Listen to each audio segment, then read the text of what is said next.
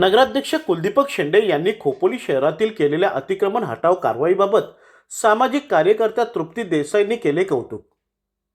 शहराच्या विकासासाठी कठोर निर्णय घेणे किती अवघड असते याची प्रचिती नुकतीच खोपोलीकरांनी अनुभवली। नगराध्यक्ष कुलदीपक शेंडे यांनी पदभार स्वीकारल्यानंतर अनधिकृत बांधकामावर हातोडा उचलतात शहरात चर्चा रंगली। कुठे टाळ्यांचा कडकडाट तर कुठे नाराजीचा सूर। पण या सगळ्या घडामोडींमध्ये एक भावनिक आणि प्रेरणादायी क्षण खोपोलीत अनुभवायला मिळाला। खोपोली प्रेस क्लबच्या वर्धापन दिनानिमित्त सामाजिक कार्यकर्त्या तृप्ती देसाई खोपोलीत आल्या होत्या।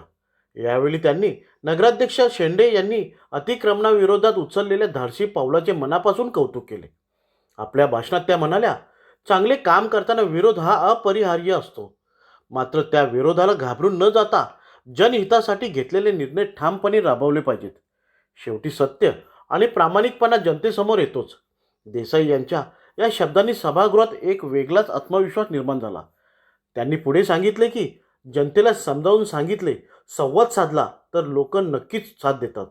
त्यामुळे अतिक्रमण विरोधातील ही कारवाई केवळ प्रशंसनीय नाही, तर खऱ्या अर्थाने शहराच्या उज्ज्वल भविष्यासाठी आवश्यक आहे।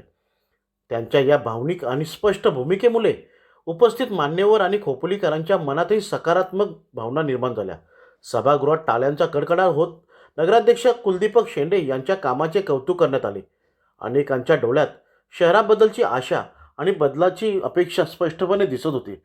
खोपोलीच्या विकासाचा हा प्रवास सोपा नसला तरी अशा ठाम निर्णयामुळे शहर नक्कीच योग्य दिशेने वाटचाल करत आहे असा विश्वास नागरिकांच्या मनात निर्माण झाला आहे।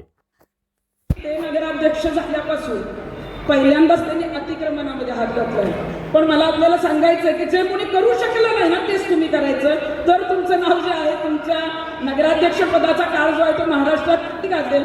जेव्हा कोणी करू शकलं नाही काही गोष्टींना जेव्हा घाबरत होता बघा विरोध होणारच आहे, बातम्या विरोधात येतील, येऊ देत। माझं तर म्हणणं मी पत्रकारांना कधीच सांगणार नाही माझ्या विरोधात बातम्या देऊ नका।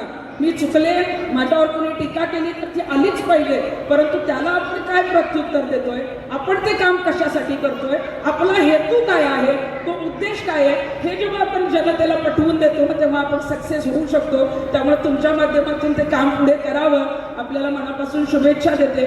गगन